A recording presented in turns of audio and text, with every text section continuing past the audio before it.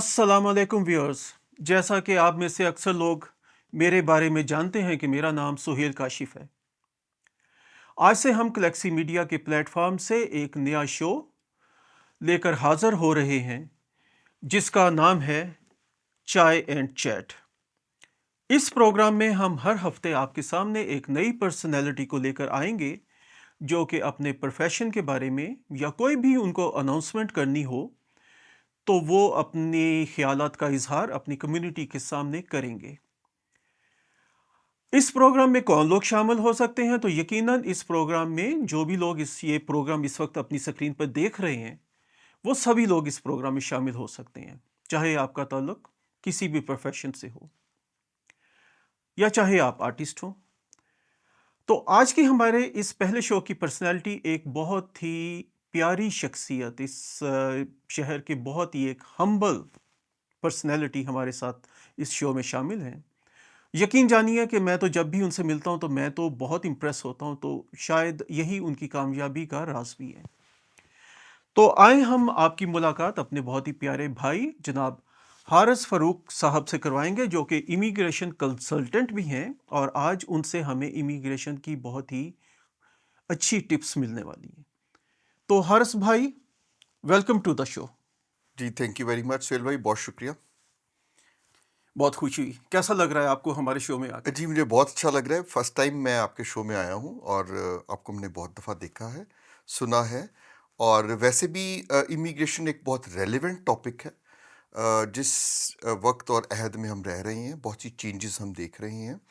और हमारी immigrant community, चाहे वो पाकिस्तान से ताल्लुक़ रखती हो, इंडिया से, बांग्लादेश से या किसी भी और कंट्री से, तो उनकी लाइफ को डायरेक्टली या इनडायरेक्टली बहुत क्लोजली इम्पैक्ट करता है। और बहुत से सवालात होते हैं, बहुत सी ऐसी चीज़ें होती हैं जो कि हमारे सुनने वाले, देखने वाले जानना चाहते हैं। और ये एक बहुत दिलचस्पी का टॉपिक है। जी। तो आपने ये ऑर्गेनाइज़ किया, मुझे बहुत खुशी है। Thank you very much. ये वैसे आपको बताऊं, ये मेरा भी बहुत जो है ना फेवरेट टॉपिक है। मैं भी जी, इसके जी। बारे में बहुत सारी न्यूज़ पढ़ता रहता हूं। जी, जी। तो इससे पहले कि हम आपके प्रोफेशन के बारे में कुछ जानें, कुछ अपने बारे में बताइए कि आप कब कनाडा आए और आपने लाइफ में क्या क्या स्ट्रगल्स की। राइट। सुहेल भाई, मैं 2013 में, हम्म। हम लोग फरवरी में लैंड किया था हमने कनाडा में। और मेरा ताल्लुक पाकिस्तान से है, जैसा कि इस्लामाबाद में मैं था। और आने से पहले मैंने स्पेनिश एम्बेसी इस्लामाबाद के वीज़ा सेक्शन में 6 साल काम किया। तो उस 6 साल के अरसे में we were behind the scenes, like आप कह लें कि we were behind the curtain. तो वीज़ा एप्लीकेशंस को रिसीव करना, प्रोसेस करना और उनके मेरिट को देखना, उनके डिसीजन में सारा का सारा वीज़ा के जो ऑफिसर्स होते थे उनको असिस्ट करना। तो उससे अल्हम्दुलिल्लाह मुझे बहुत इन डेप्थ सीखने का मौका मिला, डॉक्यूमेंटेशन के बारे में, और केसेस को कैसे डेवलप किया जाता है या किस तरीके से प्रोसेस होते हैं, और किस तरीके से आपके क्लाइंट्स या लोग एक प्रॉब्लम्स फेस करते हैं और उनका बेहतर हल क्या है। तो 6 साल का अरसा बहुत अच्छा था। तो बस उसमें हमने सीखा भी, शौक भी पैदा हुआ। जी बिल्कुल। That's good. जी, तो मैं ये बताइए कि पिछले साल 2025 में जी, जी। बहुत सारी चेंजेस आई। उसकी वजह से बहुत सारे लोग अपसेट भी हुए। राइट। लोगों के जहन में मुख्तलिफ किस्म के सवाल आते रहे। जी, जी। कुछ चेंजेस हमने पढ़ी भी हैं, कुछ अपनी आंखों से उसका मुशाहिदा भी किया है। तो जाहिर है कि बैकग्राउंड में आप इसके बारे में बेहतर जानते होंगे, तो उसके बारे में बताएं कि 2025 में जो चेंजेस आई हैं उसका एक आम इंसान के ऊपर क्या इफ़ेक्ट है। देखिए, इमिग्रेशन की पॉलिसी की अगर आप हिस्ट्री देखें तो इसमें चेंजेस आती हैं हर साल डेढ़ के बाद। ये मेजर चेंजेस करते हैं। वो चेंजेस किस बेस पे करते हैं? देखिए, ये अपनी अपनी जॉब मार्केट की नीड्स देखते हैं, अपनी इकोनॉमी की ओवरऑल ग्रोथ देखते हैं, एक्सपेंशन देखते हैं, और फिर यहाँ के इंफ्रास्ट्रक्चर में कितने लोगों को एब्जॉर्ब करने की कैपेसिटी है, इसको देखते हैं। तो उनको देखकर बजट प्लान दिए जाते हैं और इमिग्रेशन टारगेट्स दिए जाते हैं। और आपको जैसे पता है, हर साल जून में कनाडा का अपना नेशनल जो है हम्म। बजट अनाउंस होता है, जहाँ बजट में दीगर मॉनिटरी एलोकेशंस होती हैं, उसी तरह बजट में आपके इमिग्रेशन टारगेट्स भी सेट किए जाते हैं। तो इमिग्रेशन टारगेट्स की अगर आप हिस्ट्री देखें तो ये हमेशा चेंज होते रही हैं, इमिग्रेशन की पॉलिसीज़ भी चेंज होती रही हैं। पिछले 10-15 साल पहले तो काफ़ी नरम थी, फिर हम देखते हैं बतदरीज वो पॉइंट सिस्टम थोड़ा-सा टाइट हुआ। फिर उसके बाद लेकिन बहुत सी चेंजेस जो हम देख रहे हैं वो हम ट्रूडो एरा में देख रहे हैं। ट्रूडो एरा में से पहले एक कंसिस्टेंसी पॉलिसी थी। तो ट्रूडो एरा में हम क्या देख रहे हैं कि उन्होंने इमिग्रेशन लेवल्स को इंक्रीज़ किया। सबसे मेजर चेंजेस हम देख रहे हैं पेंडेमिक एरा में। पेंडेमिक जब हुआ उसमें फ्लाइट्स बंद हो गई और कनाडा की बहुत सी इंडस्ट्रीज़ हैं जो कि टेम्परेरी फॉरेन वर्कर्स के ऊपर सर्वाइव करते हैं, जैसे एग्रीकल्चर है, जिस तरह से फूड पैकेजिंग है, जिस तरह से आपकी रेस्टोरेंट इंडस्ट्री है, फास्ट फूड ख़ास तौर पे रेस्टोरेंट्स हैं, ट्रक ड्राइविंग है, क्लीनिंग की प्रोफेशंस हैं। तो वो ये इसमें बहुत सी ऐसे प्रोफेशंस, ऐसी जॉब्स होती हैं जो कि या तो लो पेइंग होती हैं या जो किसी और रीज़न से Canadians don't want to do it, तो वो उसके लिए टेम्परेरी फॉरेन वर्कर्स लिए जाते हैं। जब ये पेंडेमिक आया तो एक ग्लोबल पैनिक फैला, उसमें फ्लाइट्स रुक गईं, उसमें लोग आना जाना बंद हो गए। तो जो ट्रूडो गवर्नमेंट थी उन्होंने ये सोचा कि शायद हमारी इकोनॉमी पे इसका बहुत नेगेटिव इम्पैक्ट होगा। तो उन्होंने जो जो टेम्परेरी फॉरेन वर्कर्स थे, जिसको खास तौर पे हम LMIA बेस्ड कहते हैं, वो उन्होंने एकदम बहुत से बढ़ा दिए। वो इसी पैनिक में बढ़ाए थे कि शायद वर्कर्स मिलना बंद हो गए तो हमारी इकोनॉमी पे नेगेटिव इम्पैक्ट होगा। तो उस पे बहुत ज़्यादा तादाद में लोग आए। इसी तरह स्टूडेंट्स देखें तो बहुत बड़ी तादाद में स्टूडेंट्स लेना शुरू किए, स्टूडेंट्स की रेशो बढ़ी। तो वो बहुत ज़्यादा फिर 2021, 22, 23 हत्ता कि 24 तक भी हम देख रहे हैं कि बहुत हाई लेवल्स पे चला गया। बहुत सारे लोग आए कनाडा में। अभी तो जैसे कहा जा रहा है कि there are more than 3 million people who are on temporary resident visas. तो 2025 में अ, आपने देखा इलेक्शन का साल और फिर उसका चेंज होना गवर्नमेंट का। तो जो पॉलिटिकल लैंडस्केप था कनाडा का, उसमें बहुत सी लोगों में एक ना गैर मुतमईन सूरत हाल पैदा, डिससेटिस्फैक्शन आई। उस डिससेटिस्फैक्शन के पीछे उन्होंने कहा जी हमारे लिए जॉब्स मार्केट टफ हो गई, बच्चों को जॉब नहीं मिल रही, हाउसिंग मार्केट हमारी टफ हो गई है, घर नहीं मिल रहे। तो हाउसिंग शॉर्टेज और जॉब जो ना मिलने को, इन चीज़ों को ब्लेम किया गया कि जी कि आपके पास टेम्परेरी वर्कर्स बहुत हैं, स्टूडेंट्स बहुत हैं। तो 2025 में सुहेल भाई, जितनी मेजर चेंजेस हमने देखी, हमने पहले कभी नहीं देखी थी। बिल्कुल सही या वन आफ्टर द अदर इन्होंने प्रोविंशियल नॉमिनेशन के प्रोग्राम्स, फेडरल लेवल के प्रोग्राम्स को बंद करना शुरू कर दिया। और फिर इन्होंने अपने जो नए 2026 के 2027 के लेवल प्लान्स दिए, उसमें भी इन्होंने जैसे आप देखें 2026 में इन्होंने परमानेंट रेजिडेंस का 5% का डिक्रीज किया। 5% एक बहुत बड़ा फिगर तो नहीं है, लेकिन फिर भी जो इनके टेम्परेरी जो वीज़ास हैं, जैसे LMIA बेस्ड वर्क परमिट्स हैं, जैसा कि स्टूडेंट्स हैं, उसको भी इन्होंने डिक्रीज़ किया। तो ये पॉलिसी चेंजेस आपको इसकी मैं कैनेडियन इकोनॉमी से रिलेट करूँगा, क्योंकि देखें साउथ हमारे बॉर्डर के पार आप देखें तो USA में गवर्नमेंट चेंज हुई, तो उन्होंने टैरिफ्स का बोला। तो टैरिफ्स के बोलने से हमारे एक अनसर्टेनिटी और बढ़ी, इकोनॉमिक ग्रोथ के बारे में हमारी तशवीश, परेशानियां बढ़ी। तो उनको देखते हुए इन तमाम टारगेट्स को रिड्यूस किया गया। तो ये मेजर चेंजेस हमने 2025 में देखी हैं। राइट। तो ये बताइए कि अभी जो चेंजेस आई हैं, क्या इसके बाद नए आने वालों के लिए सिर्फ मायूसी है, या इसमें कोई ऐसा कोई होपफुल है कि वो फ्यूचर में जो है वो, स्पेशली बहुत सारे लोग आजकल वरीड हैं कोई अपने भाई को बुलाना चाहता है, कोई अपने पेरेंट्स को बुलाना जी चाहता है, स्पॉन्सरशिप स्पेशली काफ़ी जो जी है ना जी आजकल रुकी हुई है। जी जी तो उन लोगों के लिए कोई इसमें कोई प्लस पॉइंट है, या इसमें अभी तक मायूसी है, या कुछ अरसे तक ये कंटिन्यू करेगी? जी सुहेल भाई, ये आपने बिल्कुल सही वर्ड यूज़ किया। बज़ाहिर जो भी पॉलिसी चेंजेस हैं वो हमें थोड़ा मायूसी ही की तरफ लेके जा रही हैं, लेकिन मैं समझता हूँ कि अ, कभी भी इमिग्रेशन लेवल सेम नहीं रहे, कभी भी इमिग्रेशन पॉलिसीज सेम नहीं रही, ये चेंज होती हैं। और मैं समझता हूँ कि ये जो टाइटनिंग कर रहे हैं या जो रिडक्शन है, ये वक्ती है। और जो लोग आना चाहते हैं कनाडा में, मैं समझता हूँ उनको थोड़ा सा वेट करना चाहिए। और वेट एंड सी की पॉलिसी 2026 जैसे अभी स्टार्ट हुआ है, 2026 में भी हम कोई बड़ी इकोनॉमिक चेंजेस नहीं देख रहे। अभी आप देखिए prime minister mark Carney China का विजिट करके आए हैं, मिडल ईस्टर्न कंट्रीज़ में गए हैं। उससे पहले उन्होंने मेजर जो प्रोजेक्ट्स अनाउंस किए थे। तो आई एम वेरी ऑप्टिमिस्टिक। ये जो इकोनॉमिक चेंजेस वो देख रहे हैं, जो हमारी इकोनॉमी को डाइवर्सिफाई करने की बात कर रहे हैं। हमारा 70% ट्रेड यूएसए के साथ होता है। अब वो नए ट्रेडिंग पार्टनर्स को देख रहे हैं, एनर्जी के नए रिसोर्सेज देख रहे हैं जहाँ पे we are able to sell our energy. तो अगर मैं एक if I look at a bigger picture, तो इस इकोनॉमिक ग्रोथ के जो इंजन्स जो आने वाले हैं, इससे इकोनॉमी ग्रो करेगी, ऑब्वियसली जॉब्स क्रिएट होंगी। तो मैं समझता हूँ कि ये इमिग्रेशन लेवल्स चेंज होंगे 2026 के एंड में या 2027 में हम इसमें पॉजिटिव चेंज देखना शुरू करेंगे। तो सॉरी मैं आपकी बात काट रहा हूँ। तो इसका मतलब है कि अगर आजकल में कोई अप्लाई कर रहा है किसी की स्पॉन्सरशिप अपने रिलेटिव्स की, तो वो रुक जाएं या और हालात को देखें, या अभी भी कोई होप है कि वो लोग उनके केसेस जो हैं वो एक्सेप्ट हो जाएंगे? देखिए सुहेल भाई, ऐसा है कि अगर आप स्पॉन्सरशिप का वर्ड यूज़ करें तो ये बड़ा ब्रॉडर है। अब इसमें स्पाउसल स्पॉन्सरशिप भी है कि कोई शादी होती है किसी कनेडियन सिटीजन की या कनेडियन पीआर की किसी फॉरेन नेशनल्स के साथ, तो वो तो ऑब्वियसली अप्लाई करते कर रहेंगे। सकते हैं या? ठीक है।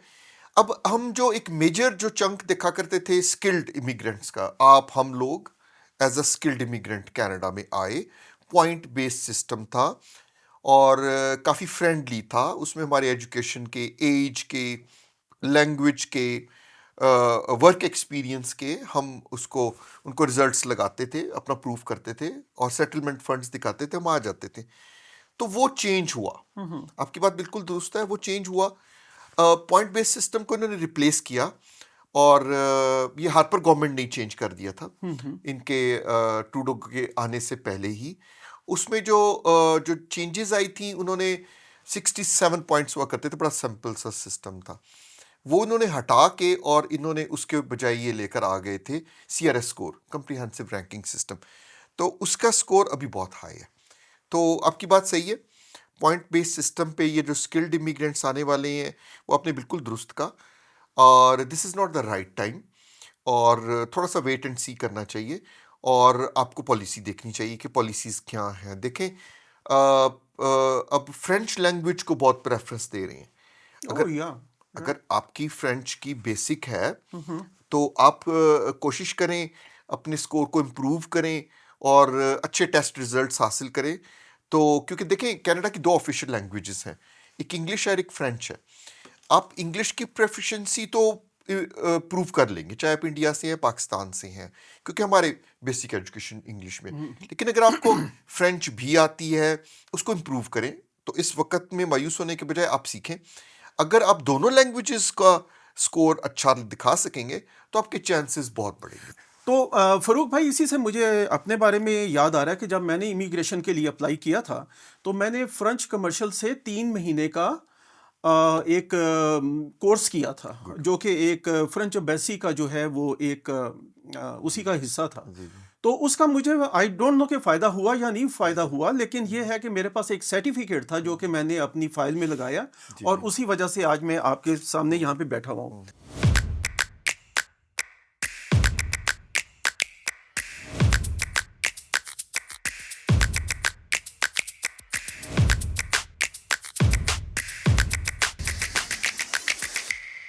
तो फ़रूक भाई, हम हमें कोई स्टूडेंट्स के बारे में बताएं, क्योंकि बहुत सारे स्टूडेंट्स भी वरीड हैं कि कुछ लोग आना चाह रहे हैं, कुछ ऑलरेडी सिस्टम में हैं, उनका भी सुन रहे हैं कि वो भी अपने फ्यूचर के बारे में कुछ परेशान हैं। जी जी। तो इसके बारे में कुछ बताइए, स्टूडेंट्स के बारे में।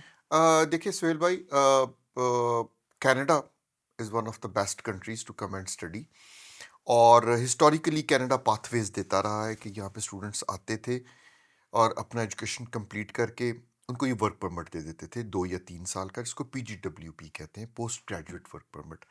यानी आपने ग्रेजुएशन कंप्लीट की तो आपको काम करने की इजाज़त मिलेगी कानूनी तौर पे कनाडा में रहकर। उसके बाद होता ये था कि उस वर्क परमिट पर आप काम करते थे, रेलिवेंट एक्सपीरियंस में गेन करते थे और फिर आप परमानेंट रेजिडेंसी अप्लाई करते थे। तो ये एक बड़ा अच्छा पाथवे था, अभी भी है। उसकी कंडीशनैलिटीज़ थोड़ी सी इन्होंने टफ कर दी हैं। तो लेकिन अभी now coming on to your question, जो आपका सवाल था कि जो लोग अप्लाई करना चाहते हैं या जो लोग पाइपलाइन में हैं या जो लोग आ चुके हैं। देखिए, जो लोग अप्लाई करना चाहते हैं उनको मैं यही कहूँगा कि आप इसको देखकर अपना प्रोग्राम चूज़ करिए। और there are some specific programs of study, जैसे मेडिसिन है, जैसे टेक्निकल हैं, जैसे एजुकेशन है, नर्सिंग है, उनमें आप दाखला लें। उनमें अभी भी स्कोप है। उनमें अभी भी स्कोप है, उसमें आप आएंगे, आपको परमानेंट रेजिडेंसी मिलने में आसानी होगी। और उसके आप एक्सपेंसेस ज़रूर देखिए, आपको 1 साल की फ़ीस जमा करानी होती है एडवांस में, हम्म। और फिर 1 साल के आपको अखराजात शो करने होते हैं GICs बाय करके।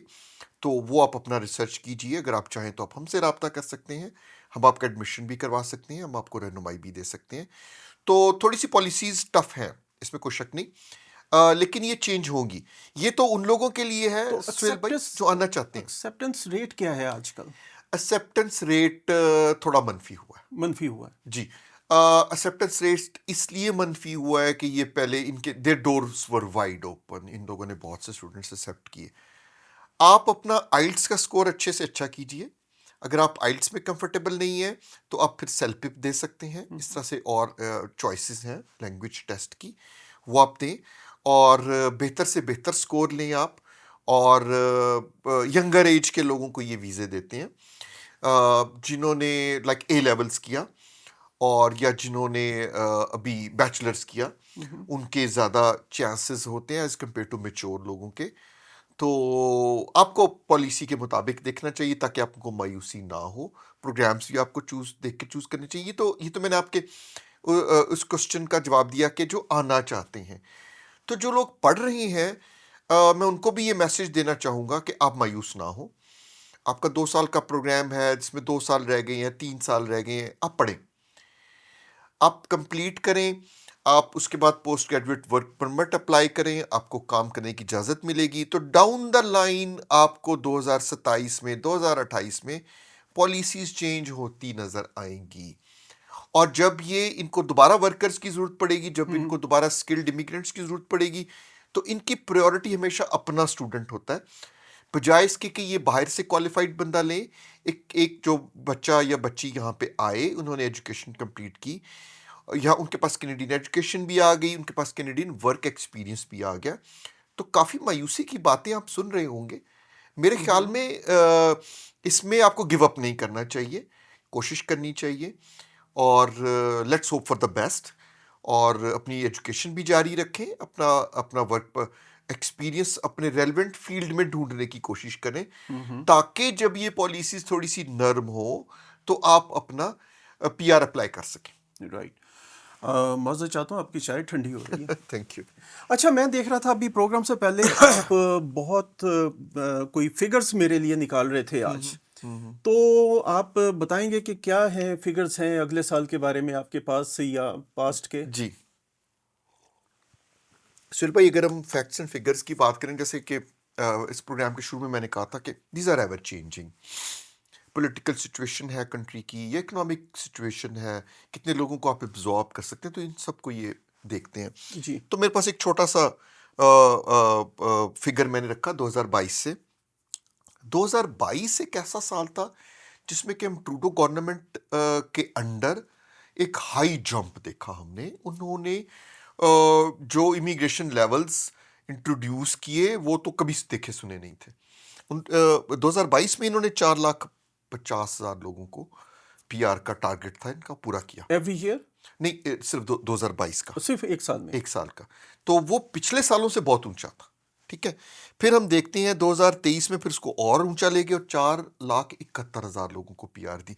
देखिए, जब हम कहते हैं ना कि PR दी, उसमें आपका parents and grandparents program से स्टार्ट करें, वो है, उसमें स्पाउजल हैं, लोग शादी करते हैं, वो लेकर आते हैं यहाँ पे, और फिर उसमें जो लोग रेफ्यूजीज असाइलम अप्लाई करते हैं उनको भी PR मिलती है, और तकरीबन 70,000 एक साल में ये रेफ्यूजीज को अप्रूव करते हैं, क्योंकि मैं मोस्टली आजकल रेफ्यूजीज से डील कर रहा हूँ। तो 70,000 के करीब तो वो लोग होते हैं। फिर आपका पॉइंट बेस्ड सिस्टम से बाहर से लोग आते हैं, जैसे सुहेल भाई आप और हम आए थे, और फिर वो स्टूडेंट हैं जिन्होंने यहाँ पे एजुकेशन कंप्लीट की और फिर उसके बाद उन्होंने अपना पीआर लिया, तो ये तमाम होते हैं। फिर हम 2024 में देखते हैं तो फर्दर बढ़ाया गया और 4,83,000 के ये फिगर पर ले गए और इन्होंने इतने लोगों को पीआर दी। 2025 में 3,95,000 को दी। तो जब 395,000 लोगों को इन्होंने साल में पीआर दी, इकोनॉमी भी डाउन जाने लग गई due to number of reasons. देखिए, you can't blame the immigrants. तो अगर आपके पास इंफ्रास्ट्रक्चर नहीं है, हाउसिंग की शॉर्टेज है, तो you can't blame the people, जो आ रहे हैं। देखिए, मैं आपको छोटी सी एग्जांपल देता हूँ।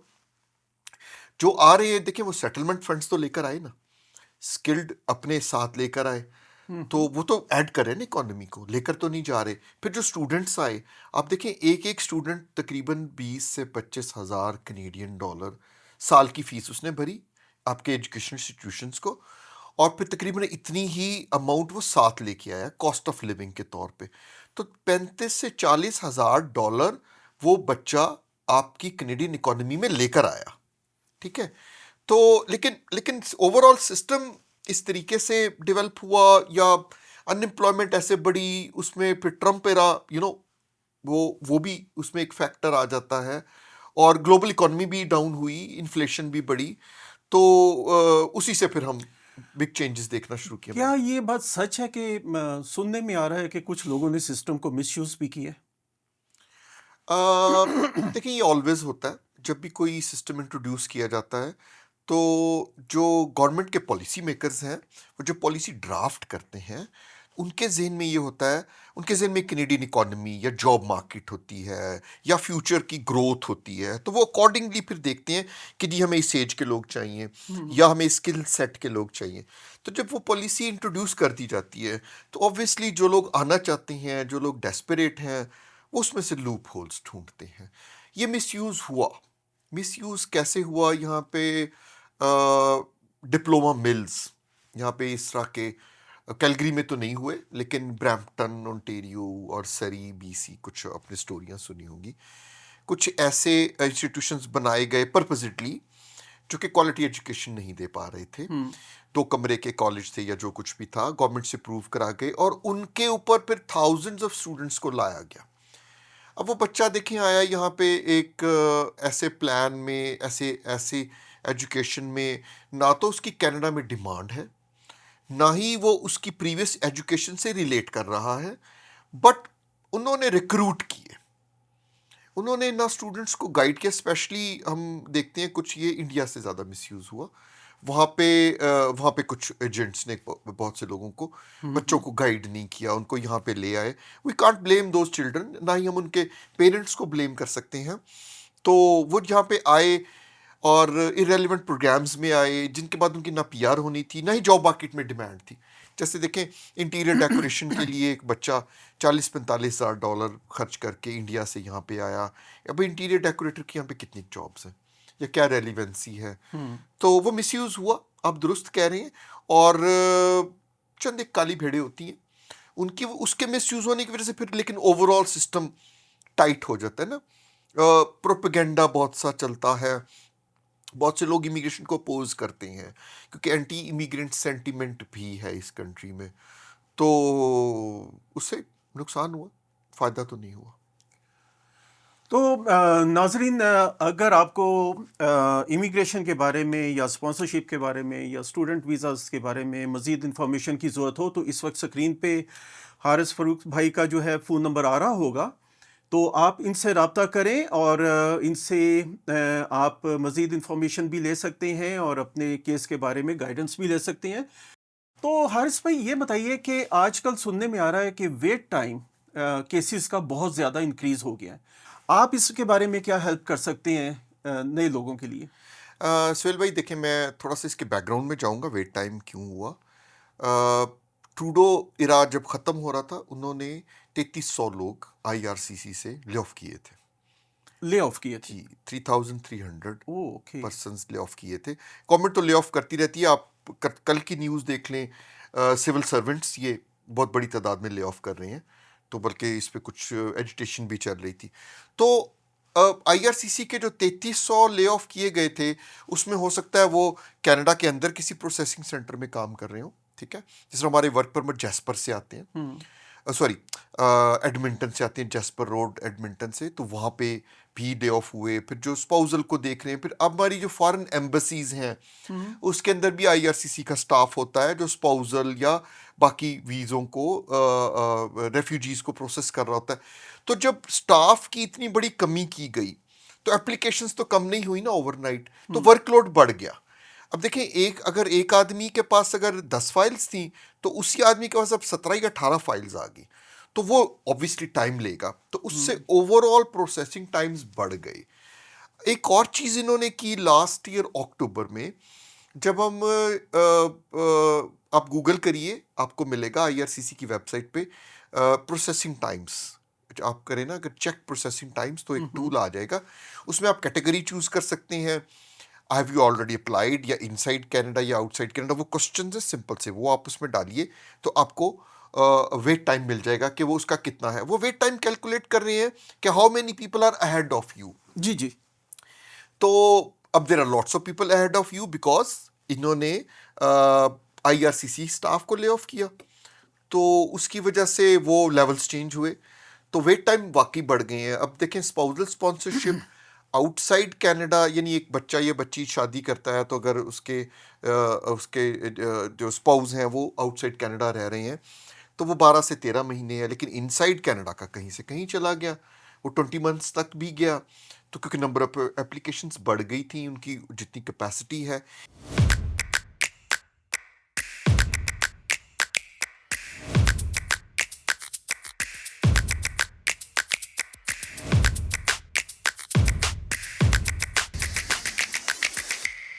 हारिस भाई, मैं आपसे एक और क्वेश्चन करना चाह रहा हूँ। मेरे एक दोस्त हैं, वो अपने पेरेंट्स के बारे में बहुत परेशान हैं। उनके पेरेंट्स थोड़े से एजिड हैं, तो वो उनको यहाँ पे बुलाना चाहते हैं, तो उनके बारे में आप बता सकते हैं? देखिए सुहेल भाई, हम में से बहुत से इमिग्रेंट्स ऐसे हैं जो कि कनाडा में मूव किए, परमानेंटली सेटल हो गए, सिटीजन बन गए, लेकिन हमारे बूढ़े माँ बाप बैक होम हैं। हम चाहते हैं कि यहाँ की हेल्थ फैसिलिटीज़ अच्छी हैं या लाइफस्टाइल अच्छा है। वैसे भी हम अपने पेरेंट्स को मिस करते हैं, और या ये चाहते हैं हम कि हमारे पेरेंट्स आएँ तो वो अपने ग्रैंड चिल्ड्रन के साथ रहें। तो ये हम बहुत लोगों की ख्वाहिश है कि उनको हम लाएं। अब दो ऑप्शन हैं, देखें, एक तो परमानेंटली लाने का, जैसे आपने जिक्र किया, दूसरा है टेम्परेरी तौर पे आने का। तो जो परमानेंटली लाने का है, उस पर पेरेंट्स एंड ग्रैंड पेरेंट्स का परमानेंट रेजिडेंसी का एक प्रोग्राम था, बहुत पुराना है, ये नया नहीं है। इसमें पहले ये हुआ ये करता था कि हार्पर गवर्नमेंट पे कि आप के पास X amount of money account में रखें, अपने पेरेंट्स के लिए अप्लाई करें, तो आप क्यू में लग जाए, तो जब आपकी बारी आएगी तो they will get the PR and they will move to Canada. फिर उसके बाद हार्पर गवर्नमेंट ही में जैसन कैनी जो हमारे प्रीमियर रहे हैं अल्बर्टा के भी, ये उन दिनों फेडरल लेवल के पॉलिटिशियन थे और फेडरल गवर्नमेंट में ये इमिग्रेशन मिनिस्टर थे। जैसन कैनी ने एक पॉलिसी इंट्रोड्यूस की थी, इन्होंने कहा था कि नहीं, आप 3 साल की इनकम शो करेंगे, उसके बाद आप एलिजिबल होंगे, वो चली। फिर जब उसके बाद ट्रूडो गवर्नमेंट आई, तो ट्रूडो गवर्नमेंट ने अनाउंस किया कि आप एक ड्रॉ, साल के एंड में अक्टूबर नवंबर में एक ड्रॉ हेल्ड होता था, उसमें अगर आप इनकम रिक्वायरमेंट्स पूरी करते हैं पिछले 3 सालों की, तो you were allowed to participate in two draw. उसमें आप अपना एक्सप्रेशन ऑफ इंटरेस्ट भेजते थे, वो ओपन होता था लिमिटेड टाइम के लिए, और उसमें आप अपना डाल के पेरेंट्स का नाम फिल करके डाल देते थे। तो वो जब उनके पास सारा डेटा चला जाता था, तो उसमें ड्रॉ होते थे कुरानंदाजी, और फिर उनको इन्वाइट किया जाता था, वो चलता रहा। लेकिन 2022 में 1 लाख से ऊपर इनके पास एप्लीकेशंस हैं, तो गवर्नमेंट ने कहा जी हम पहले इस पूल को क्लियर करेंगे। तो उससे लेके 2022-23 से लेके अब तक नई एप्लीकेशंस नहीं मांगी, वही 1,10,000 के 15,000 जो थे, उसमें से इन्होंने 15-15, 20-20 हज़ार लोगों को कुरानंदाजी से नाम लिखा कर हर साल एक्सप्रेशन ऑफ इंटरेस्ट भेजते रहे, और वो फिर अप्लाई करते थे तो वो पीआर पे ले आते थे। तो ये एक बड़ा स्लो प्रोसेस है, और नई एप्लीकेशंस भी नहीं मांगी, तो काफ़ी लोग परेशान हैं इस पे। और अभी देखें, नई गवर्नमेंट आई है, वो क्या पॉलिसी चेंज करती है। दूसरा, सुहेल भाई, आपने जिक्र किया था कि अगर वो टेम्परेरी आना चाहे तो सुपर वीज़ा अप्लाई कर सकते हैं। अगर वो मोर देन 6 मंथ्स, 1 साल, 2 साल, 3 साल, 5 साल तक रहने की इजाज़त है। Super visa super apply visa करें। भी 5 साल तक रह जी, सकते जी, हैं। रह ठीक सकते है, हैं। ठीक उनको है। एक स उनको उनको ट्रैवल उनकी जो है ना हेल्थ इंश्योरेंस लेनी पड़ेगी 1 मिलियन के करीब की। तो वो उसमें उनकी कवरेज होगी, वो गवर्नमेंट अप्रूव्ड होती है। तो वो लेके अप्लाई करेंगे, इनकम क उनको रिक्वायरमेंट दिखानी पड़ेगी। लेकिन अगर आप विज़िटर वीज़ा भी अप्लाई कर सकते हैं कि मुझसे मिलके जा सकती हैं। विज़िटर वीज़ा में ना इनकम की रिक्वायरमेंट है, ना ही उसमें आपको इंश्योरेंस लेनी पड़ती है। तो वो अगर ये 2-3 ऑप्शंस हैं जो कि पेरेंट्स के लिए हैं। तो नाजरीन, आप में से जो लोग भी अपने पेरेंट्स के लिए परेशान हैं तो प्लीज़ फौरी तौर पे हारिस भाई साहब से रब्ता कायम करें। आप इनसे जो है बहुत सारी मालूमात और भी ले सकते हैं। तो जाहिर है कि वो इस वक्त आपको सारे सीक्रेट्स तो नहीं बताएंगे, कुछ सीक्रेट्स इनके पास और भी होंगे जो कि यकीनन आपके लिए हेल्पफुल होंगे। जी, सीक्रेट्स तो नहीं, मैं कहूँगा case to case case to vary case, करता जी है। हाँ, बिल्कुल बिल्कुल। There is not one fit for all, hmm. जिसको कहते हैं ना कुकी कटर सॉल्यूशंस नहीं है। तो ऑब्वियसली आपके केस को देखकर फिर हम आपको जी मशवरा हाँ। देंगे कि how to build a strong case. जी। और हारिस भाई, मैं ये भी सोच रहा हूँ कि ये तो इतना वास्ट सब्जेक्ट है और इस पे तो जो है आधा घंटा 1 घंटा तो कुछ भी नहीं है। इसके बारे में तो हम, मेरा ख्याल है मैं आपको सारा दिन भी बैठ के सुन सकता हूँ। जी, तो जी, आपने प्रॉमिस करना होगा जब भी अपडेट्स होंगी आप जी। हमारे शो में आएंगे बिल्कुल आएँगे, और हमारे नाजरीन को दोबारा से बिल्कुल आएँगे। अपडेट्स वगैरह जो है हर 2-3 महीने के बाद देते हाँ, रहेंगे। हाँ। बिल्कुल, बिल्कुल करेंगे, एजुकेट करेंगे, नई पॉलिसीज़ के बारे में बताएँगे। क्योंकि जैसे सुहेल भाई कह रहे थे कि हम जो इमिग्रेंट्स फैमिलीज़ हैं जितनी भी, अ, हर दूसरे तीसरे घर में कोई एक आध क्वेश्चन ज़रूर है। बिल्कुल। और मैं अपने गले के बारे में अपने नाजरीन को ये बता दूं कि आज हारिस भाई इतनी मज़ेदार मिठाई लेके आए हैं कि जब से मैं अभी वो इनको इस कुर्सी पे बैठा के मैं पीछे खाने के लिए गया था, वो जब से मीठा खा के आए हो मेरा गला बैठा हुआ है। और ये मिठाई का डब्बा इंशाल्लाह ताला हर घर में जाएगा जब आपके प्यारों के केस फाइनल हो जाएंगे और फिर आपने मिठाई का डब्बा इनको भी ला के देना है। जी, तो थैंक यू। और बताएं कि और कोई ऐसा टॉपिक जो या कोई पॉइंट जो अभी मैं क्वेश्चंस करने में मिस कर रहा हूँ। यकीनन आपके पास तो बहुत ज़्यादा इंफॉर्मेशन है। जी, सुहेल भाई, एक बहुत जो अहम चीज़ है जिसका मैं यहाँ पे ज़िक्र करना चाहूँगा वो ये है कि immigration is highly regulated profession in Canada. या तो जो गवर्नमेंट से लाइसेंस्ड लोग हैं, इमिग्रेशन कंसल्टेंट्स हैं, जिनकी एजुकेशन है, फिर लाइसेंस है उनका, हम्म। वो आपको आपके केस को डील कर सकते हैं या आपको लीगल एडवाइस दे सकते हैं, या कोई इमिग्रेशन लॉयर, बैरिस्टर साहब दे सकते हैं। तो आप हमेशा घोस्ट कंसल्टेंट से बचिए। आप टिकटॉक पर या आगे पीछे कोई भी वीडियो बना के डाल दे, हम्म। कोई सनसनी फैला दे और फिर वो कहें जी हम आपका काम करवा देंगे, तो उनसे बचिए। आप किसी लीगल प्रोफेशनल को हायर कीजिए। ज़रूरी नहीं है आपको अप्लाई करना हो, अगर आपको सलाह भी लेनी है तो भी लीगल प्रोफेशनल से कीजिए। फिर आपको कोई भी सक्सेस गारंटी नहीं कर सकता, प्लीज़ इसको जहन में रखिए। जो आपको सक्सेस गारंटी कर रहा है वो इलीगल बात कर रहा है। आपका केस वो स्ट्रांगली प्रेजेंट तो कर सकते हैं, डिसाइड तो गवर्नमेंट ने करना है। ये इस पे लूटा जाता है लोगों को कि जी आप मेरे पास आए, मैं आपको गारंटी देता हूँ। कोई गारंटी नहीं है इसकी। ये बहुत अच्छी बात की है। मैंने भी ये सुना है कि बाज़ लोग कुछ लोगों को कॉल नहीं करते कि जी वो हमें उम्मीद नहीं दिलाते। कुछ लोगों की ऐसे है रेपुटेशन इस शहर में कि जी उनको कॉल किया, यार वो तो मेरी बात, उन्होंने तो स्ट्रेट फॉरवर्डली कह दिया कि ये केस नहीं बनता, नहीं है सुहेल भाई, ऐसा, मैं ऐसा नहीं भी हो मैं भी सकता। उन्हीं में से हूँ। अच्छा, आप भी उन्हीं में से हो, तो यानी कि आप बहुत स्ट्रेट फॉरवर्ड हैं। होना चाहिए। देखें, आप एक डॉक्टर के पास जाते हैं, वो आपको ये थोड़ी कहेगा कि मैं तुम्हें दवाई दे रहा हूँ तुम 100% ठीक हो जाओगे। या एक सर्जन ऑपरेशन से पहले कह सकता है कि जी आप बिल्कुल चंगे भले हो जाएंगे। That's not possible.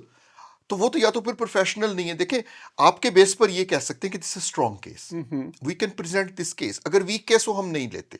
मैं तो अपने बारे में जानता हूँ, मैं तो पोलाइटली रिफ्यूज कर देता हूँ कि this is not worth fighting for. आपका केस बनता ही नहीं है। बनता नहीं है, आप इस राइट। पे कोशिश मत कीजिए। ये उस वक्त उनको बुरा लगता है और वो उनको किसी के पास चले जाते हैं चिकनी चुपड़ी बातें सुन के, लेकिन बाद में उनको रियलाइज होता है। देखिए, अगर आपका केस नहीं बनता, आप खामखा में रिफ्यूजल मत लें, ठीक है? जाहिर फिर है आप अपना क्लाइंट लूज तो नहीं करना चाहेंगे अगर केस बनता होगा। हाँ, ऑफ कोर्स, ऑफ कोर्स। देखिए, उसमें फिर हमें देखिए प्रोफेशनल ऑनेस्टी भी आती है, आपकी इंटेग्रिटी भी आती है।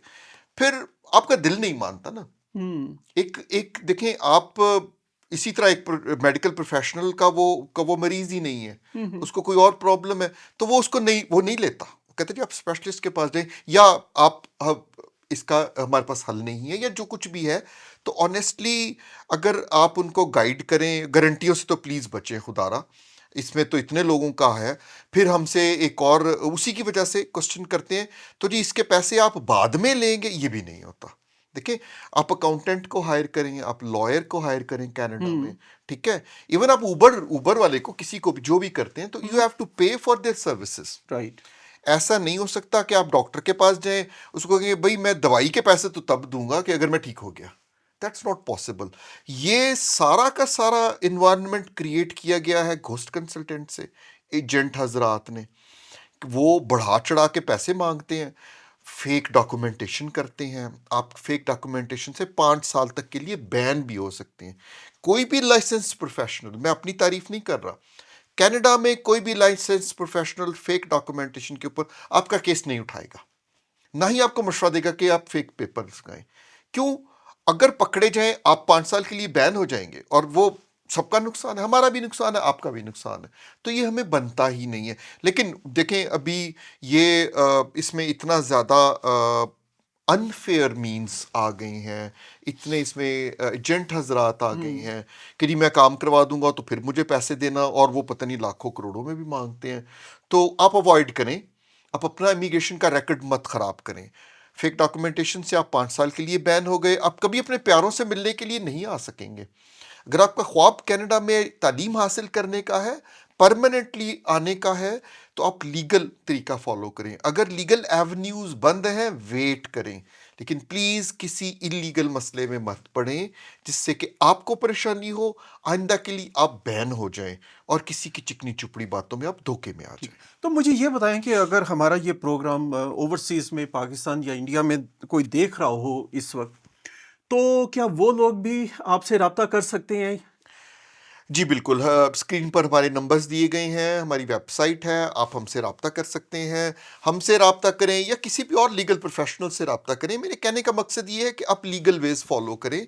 जो लोग एजेंट हैं या जो लोग इलीगल तरीके से इसको ये कर रहे हैं, झूठे वादे दे रहे हैं, या लोगों का वक्त पैसा ज़ाया, उनका फ्यूचर से खेल रहे हैं, तो उनसे आपको अवॉइड करना चाहिए। मेरे कहने का ये मकसद बिल्कुल। है जी। अभी तो मुझे मालूम नहीं है, लेकिन जिस वक्त तक मैं पाकिस्तान में था तो मैंने देखा था कि वहाँ पे भी कुछ इमिग्रेशन कंसल्टेंट आते थे। उनका वो एक होता था वहाँ पे, जिस तरह यहाँ जॉब फेयर होता है, तो वो बड़े खूबसूरत एड्स उनके आते थे, और उन्होंने कोई रेंट एक गोरा भी रखा होता था जो कि यहाँ से लेके जाते थे उसको। तो आई डोंट नो कि अभी भी ये सिलसिला जारी है या नहीं है। और जाहिर है कि उनमें हर एक तो वो फेक भी नहीं होता होगा, बहुत सारे जेन्युइन भी होंगे। लेकिन हमारे जो मासूम लोग हैं, क्या उनको उनसे बचना चाहिए, वहाँ के जो एजेंट्स हैं? और उससे बेहतर है कि वो यहाँ पे जो है, आजकल व्हाट्सएप का ज़माना है, आप कहीं पे किसी को भी जो है ना आसानी से कॉल कर सकते हैं। तो आप उनके बारे में कुछ बताना चाहेंगे कि? सुहेल भाई, मेरा भी ताल्लुक इस्लामाबाद से ही है, जी, आपकी तरह मैं भी इस्लामाबाद से आपसे हूँ। बात हुई थी, बल्कि हम तो मेरा ख्याल है एक ही मोहल्ले में रहने वाले और हैं। जी, और मुझे अच्छी तरह से याद है, वो बड़े बड़े सेमिनार्स होते थे सेमिनार्स होते थे, इस्लामाबाद और होटल में और बाकी जगहों पे, वहीं पे बैठ के फॉर्म वहीं पे भरने। फॉर्म फिल करते थे, अब या पैसे वैसे देते थे। तो अब थोड़ा सा तरीका चेंज हो गया है। अब ठगने का, या? देखिए, अब सोशल मीडिया का टाइम है, सोशल मीडिया नहीं, तो लोगों में उससे अवेयरनेस भी ग्रैब बहुत आ चुकी है अब उससे तो। ग्रैब किया या जाता है, उससे लोगों को चिकनी चुपड़ी बातें बताई जाती हैं। देखिए, लीगल प्रोफेशनल मेरे पास आएंगे, मैं कहूँगा आपका केस नहीं बनता, तो वो अब जब डेस्परेट होंगे, वो आपकी डेस्परेशन को, उसका फ़ायदा उठाएगा। साइकोलॉजिकली वो आपको इस तरह की सच्ची झूठी कहानियां सुनाएगा, आपके दिल में आएगा कि नहीं यार, ये बंदा ना मुझे कनाडा ले जाएगा। वो बस दैट इज़ द मोमेंट, वो आपको ट्रैप कर लेगा। ट्रैप ठीक है। करके फिर वो दार आपका फ्यूचर ख़राब होगा, पैसे ख़राब होंगे, मायूसी होगी आपको, परेशानी होगी आपको। तो ऐसा नहीं है कि हर बंदा कनाडा आ सकता है, ठीक है, एलिजिबल है या नहीं है। तो लेकिन वो तो फिर हर बंदे को वादा कर दिया जाता है। तो आपकी बात सही है सुहेल भाई, आपने मुझे बड़े पुराने वक्तों की याद दिला दी। अभी भी चल रहा है, वो किसी और तरीके से चल रहा है। अच्छा, जैसे कि मैं पहले भी कह चुका हूँ कि एक शो में तो ये सब कुछ ख़त्म होने वाला नहीं है। जी तो जी इंशाल्लाह ताला आपसे भी जी रेगुलर बेसिस पे ये हमारी मुलाकात रहेगी। जी इसी जी तरह जब भी आप समझे कि कोई अपडेट्स हैं, आप हमारे शो में तशरीफ़ लेके आएँ। जी, जी। तो अगर मैं बहुत ही ब्रीफ़ली आपसे आखिर में ये पूछूँ शो को वाइंड अप करने से पहले जी, जी। कि कुछ पॉइंट्स ऐसे बता दीजिए व्यूअर्स को कि वो जो लोग अभी वेटिंग में हैं कि अभी हालात बेहतर हो जाए तो हम बाद में अप्लाई करेंगे, या जो आजकल अप्लाई कर रहे हैं, कोई 5-6 ऐसे पॉइंट जी, जिस पे वो इस वक्त अपने केस को स्ट्रॉन्ग करने के लिए जी, फोकस कर सकें फ्यूचर के लिए। जी। देखिए सुहेल भाई, अ, एक तो हमने ज़िक्र कर दिया था लैंग्वेज एबिलिटीज़ का लैंग्वेज। कि द 2 ऑफ़िशियल लैंग्वेजेज़ हैं, एक इंग्लिश है, एक फ्रेंच है। इंग्लिश में तो हम लोग बहुत अच्छे होते हैं, 7 बैंड्स 7.5 बैंड्स हम ले लेते हैं। तो अगर आप फ्रेंच सीख सकते हैं इस वक़्त में, ज़रूर करिए, ज़रूर उसको देखिए।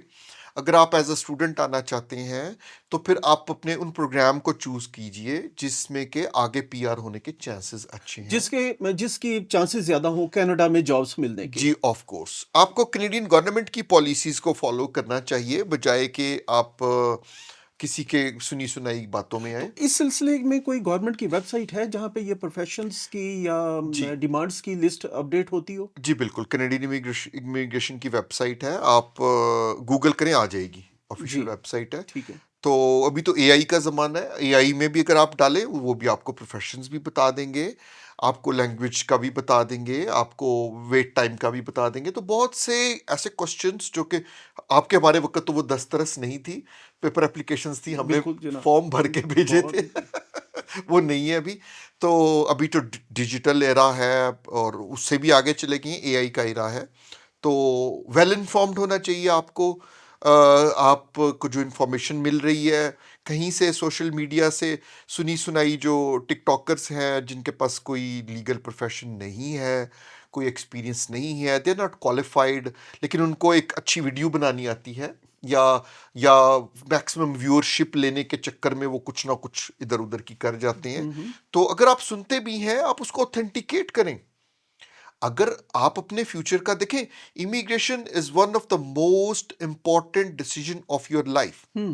आप जब अपने पैदाइश के कंट्री को छोड़ के परमानेंटली किसी दूसरे मुल्क में आना चाहते हैं, तो मेरे ख्याल में आपकी जिंदगी का अहम तरीन फैसला है ये। बिल्कुल भी ये आसान काम नहीं है। इसमें आप चाहेंगे कि आप लीगल प्रोफेशनल को हायर करें, ए बी, आप चाहेंगे कि आपको ऑथेंटिकेटेड इंफॉर्मेशन मिले, ठीक है, इधर उधर की सुन के आप मत चलें। तो ये बड़े इंपॉर्टेंट चीज़ें हैं, और हमें लॉ को फॉलो करना चाहिए, लॉ की रिस्पेक्ट करनी चाहिए। इमिग्रेशन लॉज हैं, देयर आर सेट सिस्टम, उनको फॉलो करना चाहिए। गवर्नमेंट की पॉलिसीज़ हैं, उस पर अगर आप पूरे उतरते हैं तो आप अप्लाई करें, अगर आप पूरे नहीं उतरते तो obviously you are not a best fit.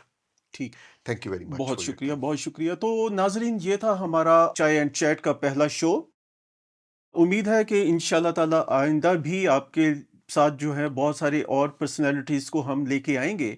और इस प्रोग्राम में कौन शामिल हो सकता है? यकीनन वो सब लोग शामिल हो सकते हैं जो भी इस वक्त इस प्रोग्राम को देख रहे हैं, चाहे आपका ताल्लुक किसी भी प्रोफेशन से है, आप आर्टिस्ट हैं, आप प्रोफेशनल हैं, या कोई कोई भी आप अपना आइडिया कोई शेयर करना चाहते हैं, तो ये चैट एंड चाय का प्लेटफॉर्म आपके लिए हाजिर है। तो बहुत शुक्रिया हारिस भाई, आपके ना इतनी अच्छी अच्छी इंफॉर्मेशंस देने का। Thank you very thank you much. Very much for this great cup of T. I really please अपनी एंजॉयड। चाय ख़त्म कीजिए, अगर ठंडी हो गई है तो मैं इसे गर्म करके ला दूं। Thank you very much, really appreciate. वैसे इनको बहुत ये शुक्रिया। मैंने व्यूअर्स आज ज़बरदस्ती चाय पिलाई है। ये कहते हैं कि मैं शाम के वक्त चाय नहीं पीता, लेकिन उम्मीद है कि आज के इस इंटरव्यू के बाद आपको बहुत अच्छी नींद जी आएगी जी। ये चाय पी के भी। थैंक यू, तो थैंक यू, बहुत शुक्रिया। अल्लाह हाफिज़। अल्लाह हाफिज़ जी। अल्लाह थैंक हाफिज़। यू।